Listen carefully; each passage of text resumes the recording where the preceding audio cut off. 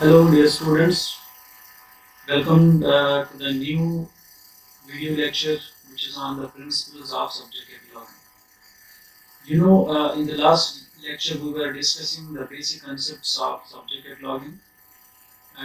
What do we mean by the subjective logging? Why the subjective logging is important for the cataloging point of view? Because there are two categories which we were discussing that one is the descriptive cataloging and then subject cataloging.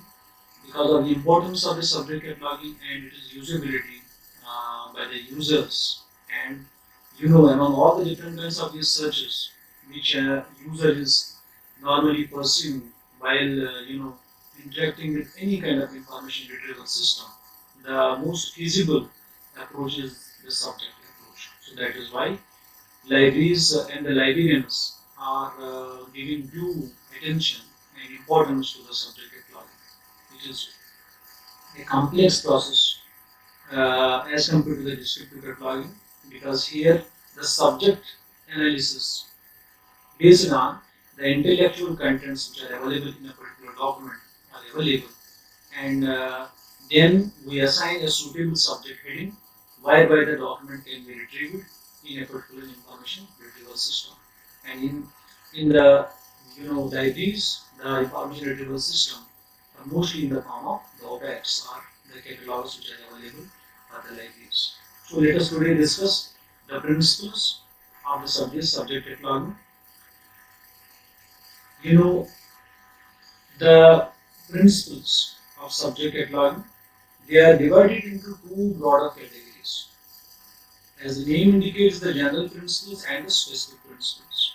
The general principles are those principles which are giving a generalization of the different guidelines or the protocols which a cataloger, while doing the subject cataloging, has to keep in mind to assign, to analyze the content, to proceed with the contents of the document, how the documents can be analyzed, what kind of terminology a particular cataloger has to use, and what type of different kinds of these words or phrases has to be assigned while we are assigning a suitable subject heading to the subject catalog.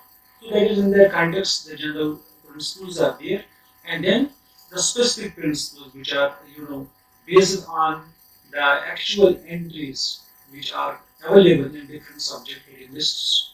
It can be the CS list of subject heading, it can be the library of Congress subject heading, or any other subject heading list, where the actual principles whereby we have to understand the syntax, we have to understand the entity or entry elements, and then the assignment or standardization terms and their usage.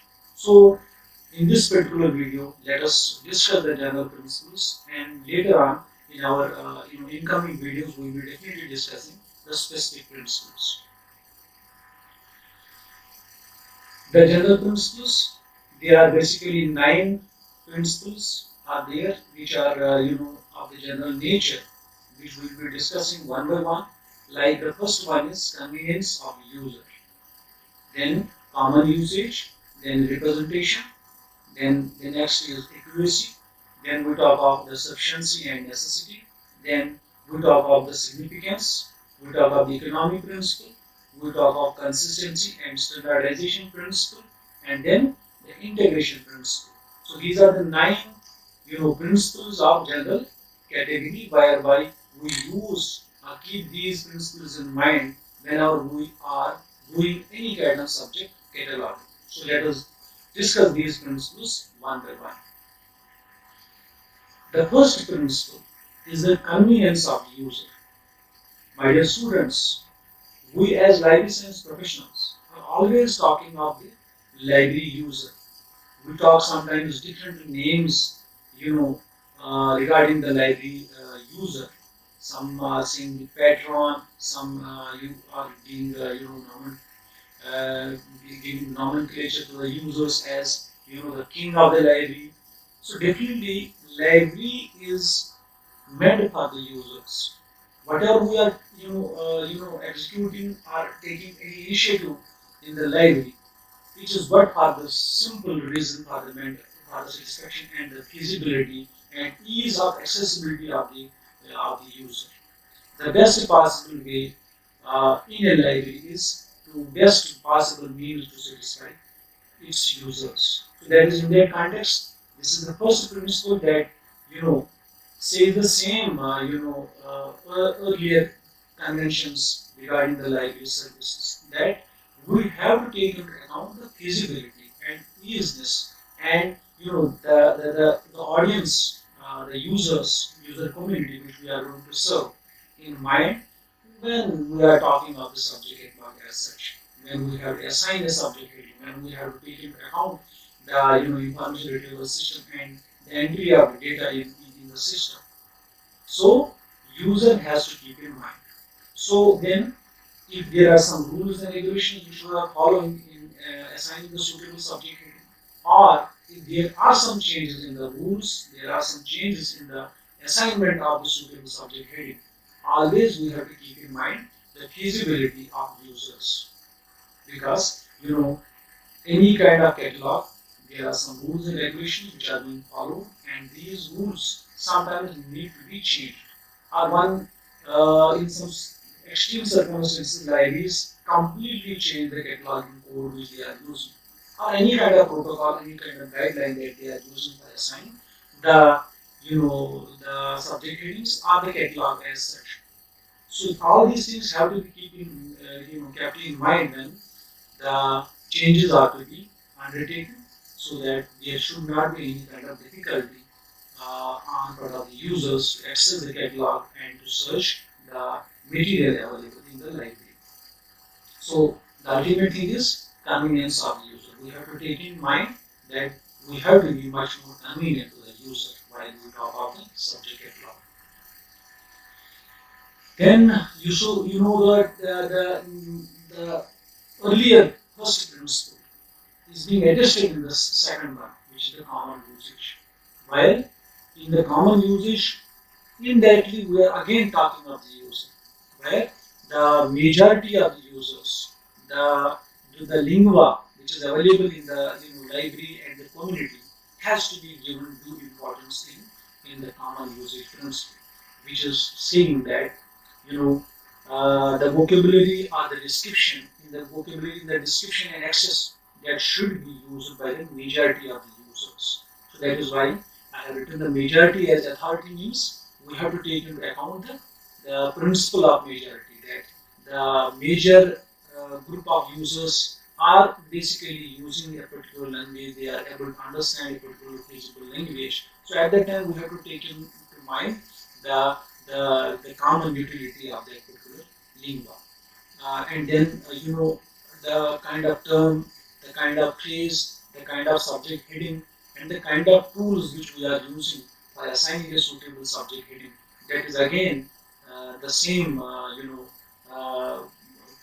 the same concept that we have to take into account the majority of the users into account and their usage of the terms, because sometimes it may be feasible that we need to assign a technical term to the document, but if it is a public library, so definitely it is not feasible for the maximum of the users because they will not understand the technical term.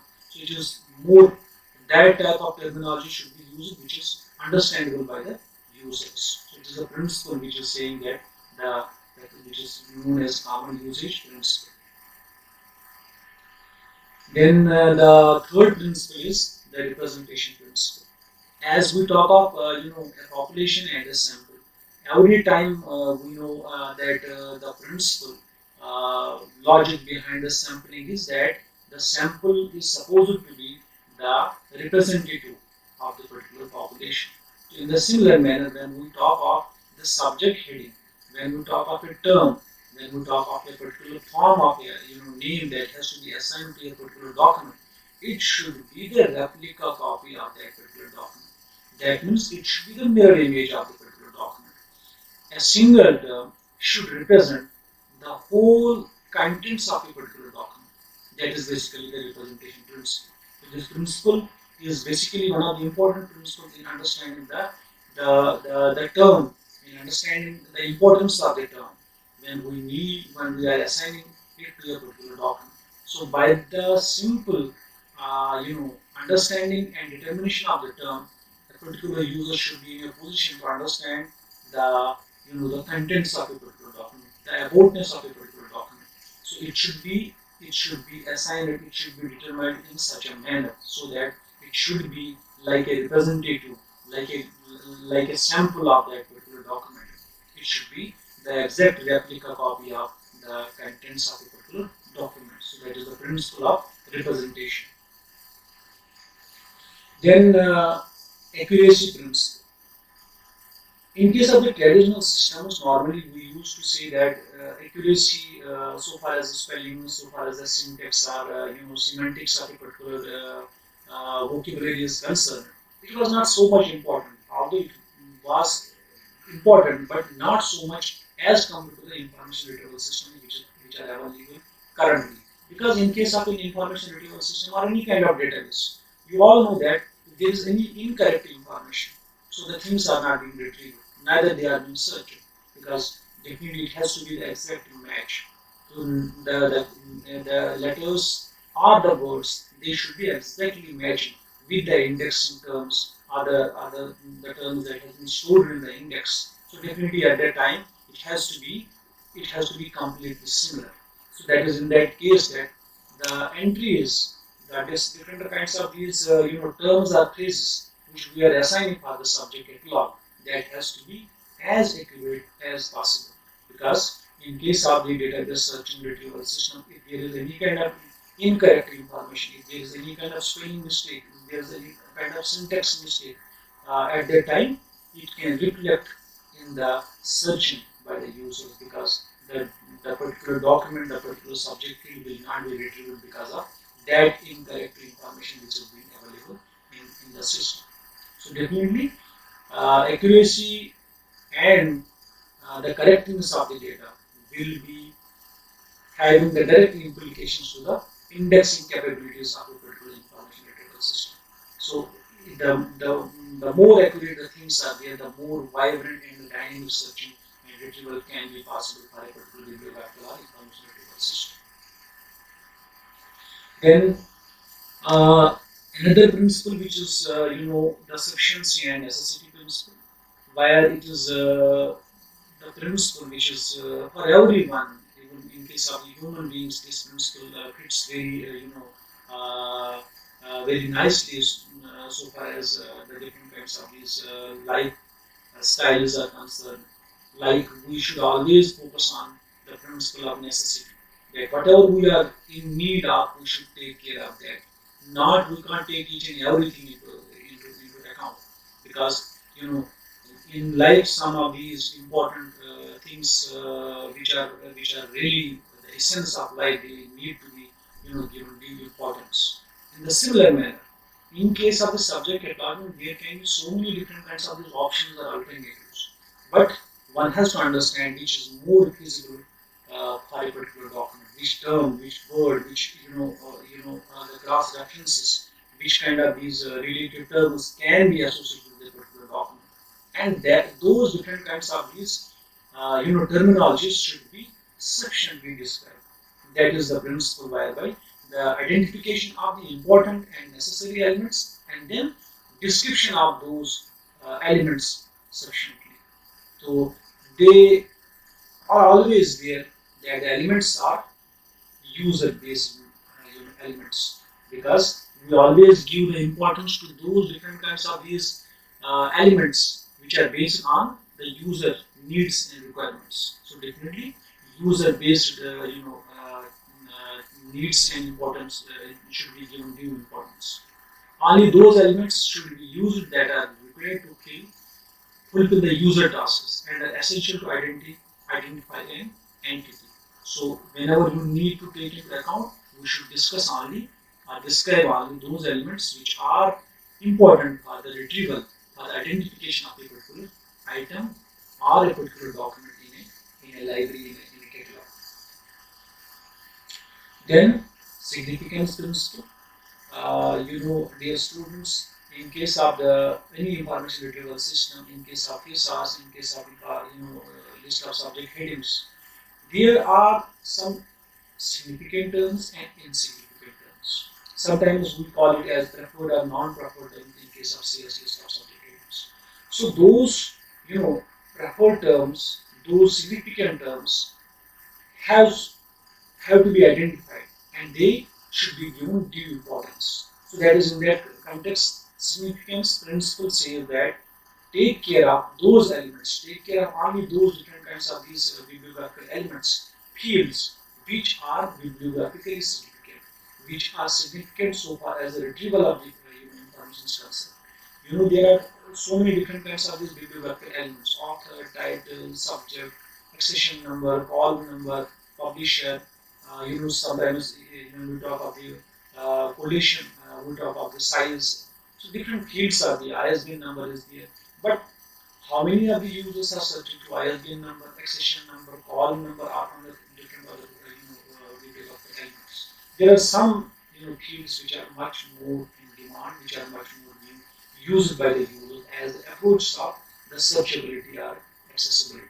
So at that time, one has to take care of only those different kinds of these elements which are bibliographically significant, means which are being used as an approach by a particular user. So definitely those approaches have to be identified and then they have to be given due significance because they are important for the retrieval of results. Then the next principle is the economic principle, which we all know that the options or alternatives which are available at hand have to be assessed. Then one has to select the most feasible kind of alternative which will be reflecting the overall economy of the different kinds of the resource. It can be the resource, any kind of resource. It can be money, it can be people, it can be masses, it can be any kind of infrastructure whereby the economy of the overall economy will be reflected. So it is in that context when we talk of the subject cataloging, one doesn't need to describe in detail some of these terms or phrases. It is only the kind of necessity and significance principle which says you have to take into account all the significant elements, then describe those. So among different kinds of the choices, you have to make the right choice, the choice which reflects the overall economy in the whole execution of the cataloging process. So we have to take into account the least cost, the simplest approach which will give or which will fetch us the best results. So the economic principle is economy in terms of the resources. Because earlier some of the principles or the cataloging codes, they were making the catalog bulky because it was having enough description. And in that description, some of these elements were less important. So why to take these less elements and describe those elements in detail when the particular element needs to be discussed in terms of the user feasibility, in terms of the approach by the users. So definitely those economical aspects have to be taken into account. Then consistency and standardization principle. This is again another principle and very important principle so far as subject catalog is concerned, because without the standardization, without the authority files, without the user authority tools, no subject catalog is possible. Because it can be possible in a limited or in such a library setting which is having very less number of documents, and there is no any kind of avenue for resource sharing, any kind of consortium approaches are not feasible there. In a such a stand-alone library, it can be possible by cataloger can assign the suitable subject headings by their own. But in the long run, in the library, which is mostly the academic kind of nature, where the documents are of a sizable number, and then resource sharing options are very wide, and then documents have to be exchanged between the libraries. So definitely, use of standards or standardizing tools, it makes very important role there. So here, this principle states that first thing, that one has to use different standards and authorizing lists. So those authorizing headings are to be used regularly, consistently. You can't skip using those authority lists. One has to use those subject heading lists continuously while assigning the subject headings. Description and construction of access points should be standardized as far as possible. You know, every time when you are going to describe the document, when you are going to describe a particular term, when you are giving the cross references, when you are constructing different kinds of access points to the documents, they should all be standardized, because standardizing will always try to bring the uniformity in the system. It will help in the exchange of the data. It will help to share the data. It will help to mutually exchange the references between the libraries. So definitely, one has to take care in case of the subject cataloging that the consistency and standardization should be followed while we are doing the subject cataloging. Then integration principle, which is the last principle, which states that one has to take into account the common set of rules and regulations in order to describe different varieties of documents. My dear students, you all know that it is not the case of the only books, magazines, or some of the reference books in the libraries. Now we talk of so many different kinds of these different document types. So every document type should be using a similar kind of rules and regulations for describing and assigning some suitable subject headings. So this integration principle means one in a particular library setting, there should not be segregation of the data. There should not be in terms of the subject area only. The segregation means the documents which are available in multiple forms under a particular subject heading, they should be placed at one place, because they should not be getting multiple locations. They should not be segregated. They base it on the type of the variety of the document. So common set of rules should be used in order to describe subject and total vocabularies, descriptions for all varieties of the documents. And along with that, one has to take care of the cross references, because whenever you are talking of the analytical entries, edit entries, we talk of those cross references whereby a document may have or is having a particular kind of relationship with other documents. So at that time, we talk of these cross references. We talk of the integration or the incorporation of the related or subject-based affiliations or relationships to each other. So this is the principle which we talk of the integration and the combination of all these different kinds of these rules to assign suitable subject headings and their description, or multiple forms and formats of documents which are definitely available in the current modern library. This is all, and we'll be discussing in the next video the specific principles of subject cataloging. Thank you very much. Thank you for watching this particular video.